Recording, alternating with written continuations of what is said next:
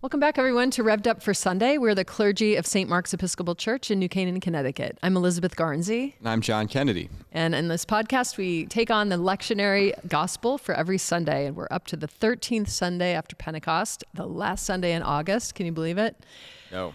And we have a passage here that pretty political for people who say Jesus isn't political. I will have a tough time staying out of political conversation on this one. We'll see what happens. But maybe ancient politics. We could stick to the ancient world. Yes. I don't know. But we'll see. Time will tell. We never know what we're going to say on this podcast. So buckle your seatbelts, everyone.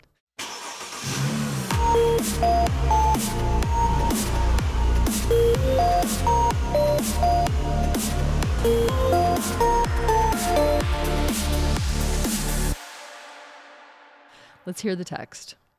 This is Matthew 16, 13 to 20. When Jesus came into the district of Caesarea Philippi, he asked his disciples, "Who do people say that the Son of Man is?" And they said, "Some say John the Baptist, but others Elijah, and still others Jeremiah, or one of the prophets." He said to them, "But who do you say that I am?" Simon Peter answered, "You are the Messiah, the Son of the living God." And Jesus answered him, "Blessed are you, Simon, son of Jonah, for flesh and blood has not revealed this to you, but my Father in heaven. And I tell you, you are Peter, and on this rock I will build my church, and the gates of Hades will not prevail against it.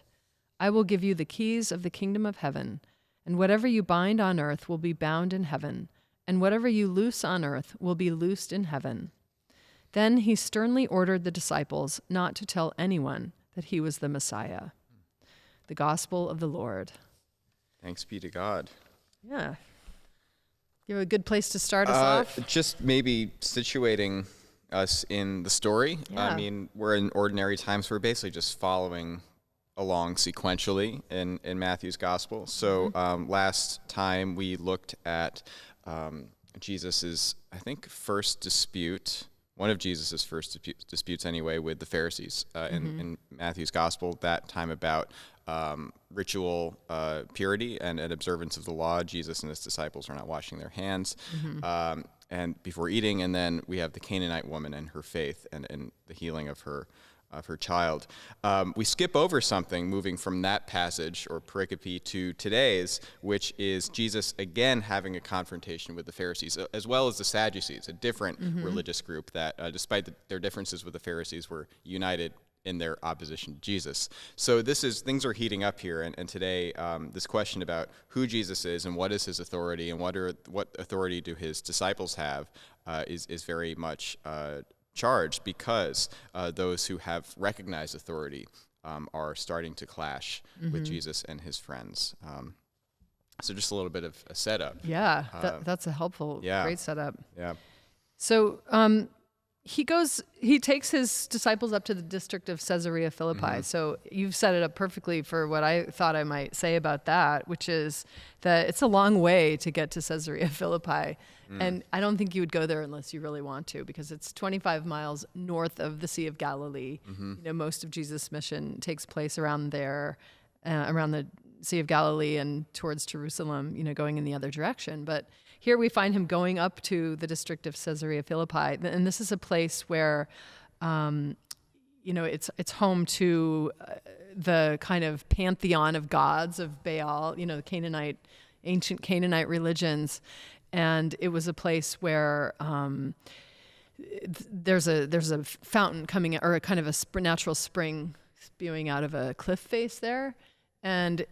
Or there was in this time, and in the rock are hewn all these little niches and places for the pagan gods and statues and stuff. And so there was Baal for the Canaanites, and then it was Pan. It was called Panias at one point. And when the Syrians took over the region, the Seleucids kind of took authority and power, and you know, but it was always this center of worship of gods, pagan gods. And I know you know all this. I'm just giving our readers a little context, listeners some context. And then when the Romans took over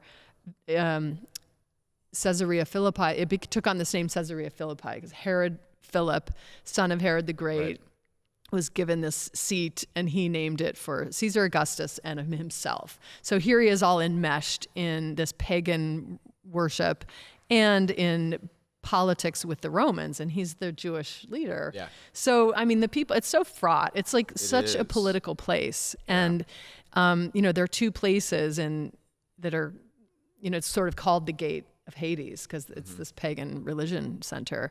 And the other place, there's one in Greece, I guess, but there are two in this ancient world, and this is one of them. So that's a significant thing when we get later into the passage. And Jesus takes his disciples there and chooses to make this the place where he asks them, who do people say that I am? Wow. Surrounded by this panoply of gods and the history and all that stuff. Yeah.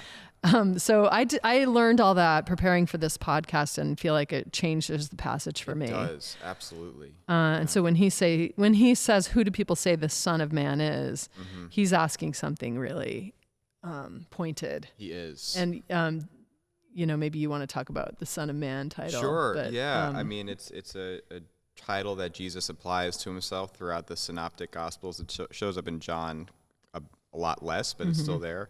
And it is a much debated term. The meaning of it is much debated, and yet it also has very clear linkages to the Old Testament, especially the book of Daniel, which talks about one like a son of man who is somehow appointed by God and somehow identified with God in a way that no other human being is, who is to be the judge of all the world. Right. And so it already, even though Jesus is asking, who do people say that I am, he's already it's a bit of a leading question on some level. Yeah. The Son of Man is at least Messiah adjacent, if not just straightforwardly. It's specific. Yeah, Messiah. I mean, can I flesh that out a little? Yes, just please, like Daniel 7, it's written in this passage that appears on the page in most Bibles like a kind of versicle, poem, poetry, or song,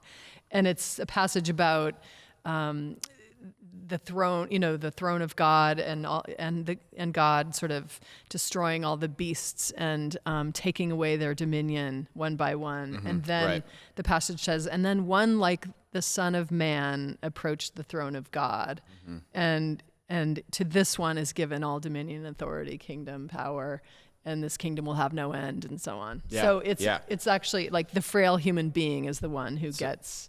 So in some or at least in maybe Jewish interpretation, it represents an individual and the community of Israel. That's sort of like the weak one that God chooses or something. Yes, so. And in many English translations, prophets are called Son of Man, like you see that in Ezekiel, for instance. Right. Oh, I think in our current that. NRSV it says mortal, but maybe in the RSV and I think in the King James it says Son of Man. Yeah. So indeed, it has got a multivalence or a multiplicity of meanings. And he calls himself Son of Man, but nobody else calls Jesus Son of Man in these Gospels. Right. Yeah. Go on. Sorry. Yeah, about it's that. his own nickname for himself. He's hoping it'll catch on. It doesn't. Name tag. Poor Jesus, right? I don't know if we would do if we got a request for that. St. Mark's can I have Son of Man on my name tag, please? But that's such a potent setup for this. I mean, Jesus really has a flair for the dramatic, bringing into this place, using this language, which, if his disciples are versed in the scriptures, which they may be to various degrees, we don't really know because, they weren't actually trained rabbis. Right. But either way, it's there on the page. It's there for... I think at least the Matthew readers and listeners are trained. Definitely. Yeah, definitely. or not trained, but they know their scriptures all right. And it's all there. And I think this, you said that this is a political passage, and indeed it is, although it isn't obvious when you don't have this context. But now that we have it, for me, it's bringing to mind the fact that, unfortunately, we really can't separate religion, or at least the religion of Jesus, from politics. It'd be nice, but we can't. We'd try. Yeah. I don't think it just simply wasn't separate when Jesus was walking this earth. And in his context, nobody it was would have all dreamed of that. one thing. Yeah, nobody had an idea of just tell me about how to have a relationship with God and don't bother me about politics. Nobody would even think of that. I know. It's such a modern innovation. It is. Yeah. It is. Yeah. For better and worse, probably. Yeah. Indeed. Yeah. But here, he's clearly everything for the Jew was politics and religion were one and the same. Yes. You really couldn't separate it. So no separation. Yeah. But that. Yeah. So how about this answer? Some say John the Baptist, others Elijah, still others Jeremiah or one of the prophets. And then Jesus says to them, "But who do you say that I am?" Mm-hmm. Do you want to tell us something about that? Sure. What Yeah. Peter says. Yeah. I guess obviously John the Baptist, Elijah, Jeremiah, prophets. These are heroes of the faith. People based on tradition and their scriptures expected Elijah to return or expected a great prophet to be raised up. That's specifically talked about in the book of Deuteronomy. But basically, Jesus is just rolling through. The disciples are rolling through some of the things that people think that who Jesus might be. John the Baptist by this point is already dead. Right. So it would be sort of I don't know, because Jesus was alive before John the Baptist died. Right. So it's not really reincarnation, but some sort of soul transfer. Yeah. But anyway, perhaps more important is what Peter says. And he says, "You are the Messiah, the Son of the living God." There's a parallel passage, parallel passages in Mark and Luke, but only Matthew has Peter say, "You are the Son of the living God." You are the Messiah is shared. You are the Son of the living God is unique to Matthew, which underscores Matthew's particular focus on Jesus as the Son of God, although it's by no means unique, right? It's just a matter of emphasis here. Given the setting, Son of the living God. Exactly, yeah. Surrounded by all these other gods. It's fascinating, it really is. And whereas, somebody like Herod Philip, all the Herods, tried to straddle the line between, I don't think any of them were sincere about their Judaism, but nonetheless tried to straddle the line between some sort of Jewish identity and being, simpatico with the Romans or whoever happened to be in power, which was the Romans, of course. Jesus is not playing any such games, making any such calculations. He's just telling the truth, that all these gods and all these rulers, echoing Daniel, are nothing. Right. Right. And Caesars were called sons of God. Yes, indeed. Right. Yeah, this is all borrowed language on some level, or at least much of it is. And bringers of peace, Prince of Peace sort of language, saviors, good news of what the Caesar has done. Right. This is all stuff that the Christian community seized upon. Yeah. Said, actually, forget about that. This is the real thing. I think Messiah, here to say you are the Christ. Christ is the Greek word for Messiah. Messiah is the Hebrew version, but they both mean like the liberating king, right? Yes, yeah. So they're calling him the liberating king, the Son of the living God. Here's the politics and religion all at once at the foot of this cliff face covered with pagan gods. Yeah. I think that, Peter knows what he's saying, and Jesus would say you didn't know what you were going to say because God told you to say that. Indeed, but, it's amazing. It's powerfully political and religious. It is. Yeah, the Messiah was as we said, there's no separation between religion and politics. But in these modern categories that we think about these things in, Messiah was totally both. Meant to, again, as you said, liberate the people of God, bring in a new era of peace and justice. This was a time of intense messianic expectation, as we've talked about a lot in this podcast, that there were many messianic movements during the time of Jesus, a little before, a little after. And so in that sense, he's just one of, a dozen or so, I don't know. But of course, what's unique is that his movement continued after he died somehow, which is, again, totally unique. But anyway, so you are the Messiah, you are sort of the anointed one, which is, of course, what Messiah in Hebrew means and Christ in Greek means. And so Jesus is saying, that's me. You got it right, Simon. Of course, this is where Simon becomes Peter, or when he becomes Simon Peter. Up to this point, he's just been Simon, which is a Jewish name. Yeah. Peter is kind of like a nickname, which means rock. Petros, yeah. Yeah, so Sylvester Stallone is not the original Rocky. It's Peter, Simon Peter. That's great. Yeah, so Petros is Greek for rock, and we get Cephas, Peter's name as Paul calls him in a couple places in his letters. So the significance of this is you are the rock on which Jesus says he will build his church. Let's not skip over the part, though, where Jesus says, I'm sorry, I do want to come back to that, but if we can just catch the next couple lines where sure. Yeah. Peter says, you are the Messiah, the Son of the living God. And Jesus answers him, blessed are you, Simon, son of Jonah, for flesh and blood has not revealed this to you, but my Father in heaven. And then we get to the Peter anointing. But, son of Jonah, that's a sideways image stuck in here. And I have to think that it's significant, or Matthew wouldn't put it in there, Sure. Yeah. And given this setting again, Jonah was the prophet who was sent to convert, a pagan or sort of foreign land. Sure. And tell those people to repent, or that God will destroy their city. And Jonah was all excited about that. He really wanted to be harsh with this place in Nineveh. Yeah. And when Nineveh relented and put on their sackcloth and ashes, Jonah had a big depression. He was like, are you kidding me? Like, I was ready for the big fire to come and burn this city, and I would be right. And Peter does have that kind of crusading spirit where he can't wait to really get this movement underway, and he doesn't really know what Jesus is about yet. And I think he loves the idea that Jesus is going to look up at those statues and say, I'm better than all of you, and I'm better than the king, and I'm the liberating king. And here he's being validated in what he called Jesus. And his idea is Messiah, the liberating king, son of the living God. And we're going to, like Elijah, burn and destroy all those other gods and prophets, right? So I think that calling him Simon, son of Jonah, Jesus is calling him out on this notion that he's kind of like this crusading. It's fascinating, yeah. He's got the names right. He just doesn't have the strategy right. Yeah. So he's not called, great is your faith or anything like that. He's just like, oh, you got the right answer. God has given you, this insight. Yeah. And one day you'll have also the understanding. Anyway, I felt that was worth that is. inserting I never in there. thought about that. I just figured that was his dad's name, and that was it. Yeah. Hey, maybe that's the answer. Good point.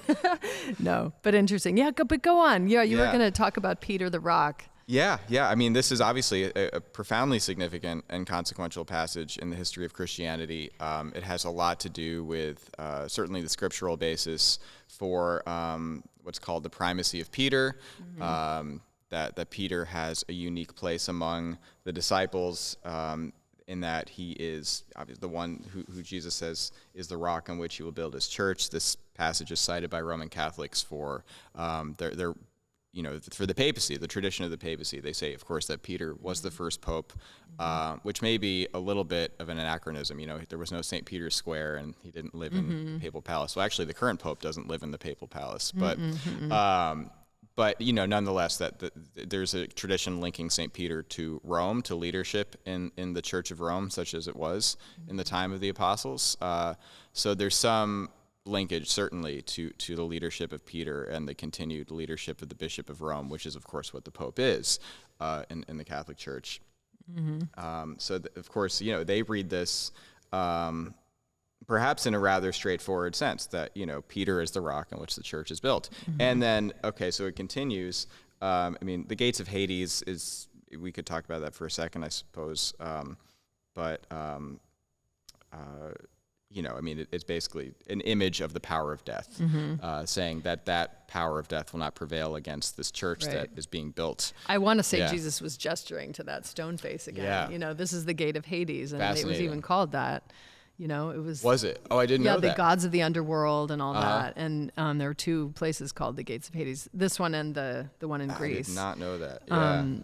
But who knows? Yeah, I think it's both things. The places of hell, but all these sort of underworld gods. Yeah, I think there's modern, pastoral application of that image, which we can perhaps return to. But sticking with this thread of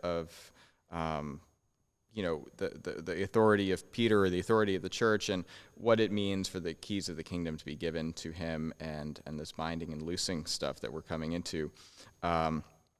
So the keys of the kingdom is sort of is an Old Testament image. we get this in Isaiah chapter 22, this idea of the key of the house of David during the reign of Hezekiah is being given to actually his prime minister. But anyway, just to say, it's a biblical image for authority relative to the house of David, which is, of course, a messianic symbol. The Messiah is supposed to be the son of David. Jesus is called the son of David throughout. And then, so this is being given to Peter, and whatever you bind on earth will be bound in heaven, and whatever you loose on earth will be loosed in heaven. So this is a very charged and potentially challenging set of words here. So perhaps we should dwell on this. What does it mean for the church or Peter to have the authority to bind and loose in such a way that it corresponds to what goes on in the heavenly realm? Right. I mean, this incredible power being given to human beings. Right. Human beings are not especially trustworthy. The church, we know, has not been especially trustworthy at so many junctures, including the present. Right. So what do you make of this? Well, I feel like given the context of Matthew and the other lessons in Matthew about forgiving 70 times 7 and all that, and what happens on earth, may your kingdom come on earth as it is in heaven, there's sort of correspondence between what happens here is happening in the unseen kingdom, which is here and now in reality. But so we get hung up on this being maybe a power suddenly given to Peter, but I read it as a caution that, whether you're binding each other up or releasing each other,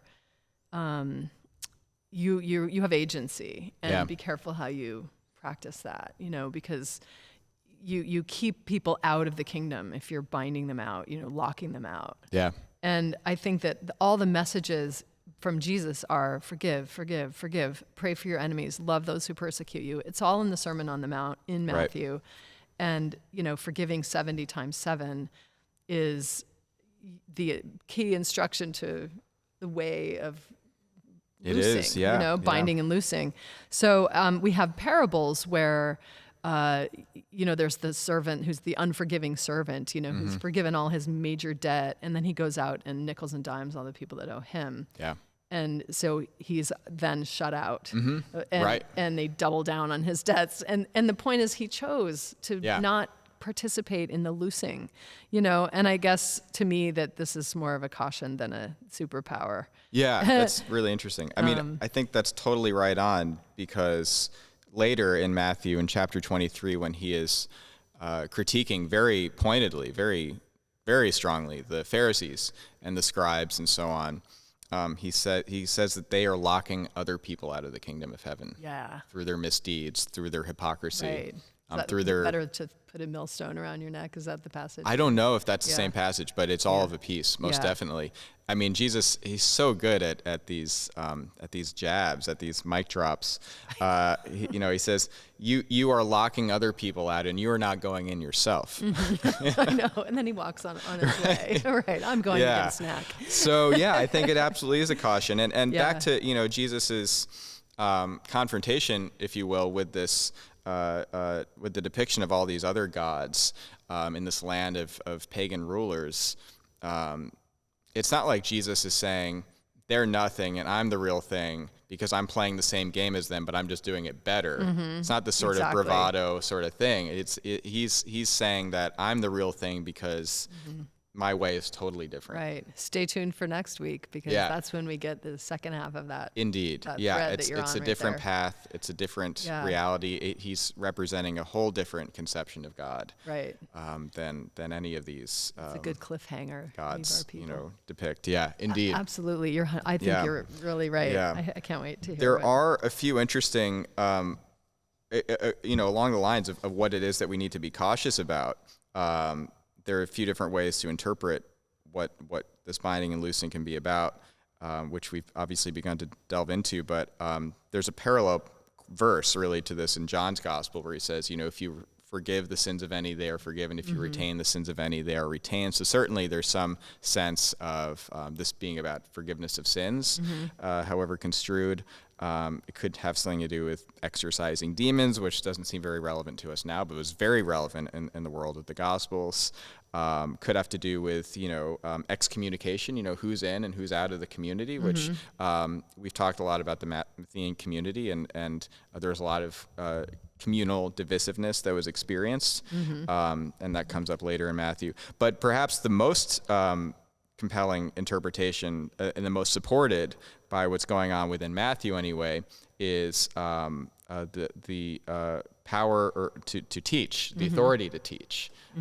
Matthew presents Jesus as a new Moses, a new teacher of the law in a way, or the way of God, and that authority is passed on to his disciples at the end of the gospel, which would make Peter sort of like a chief rabbi here. Right. But it's an incredible responsibility, and one that really can't be taken lightly. And I mean, I think, all of us who wear these need to reflect on all the time, like how are we using this incredible responsibility that's been given to us to, to teach in the name of Jesus and the way of Jesus, because when we don't do it faithfully, we can really lock people out.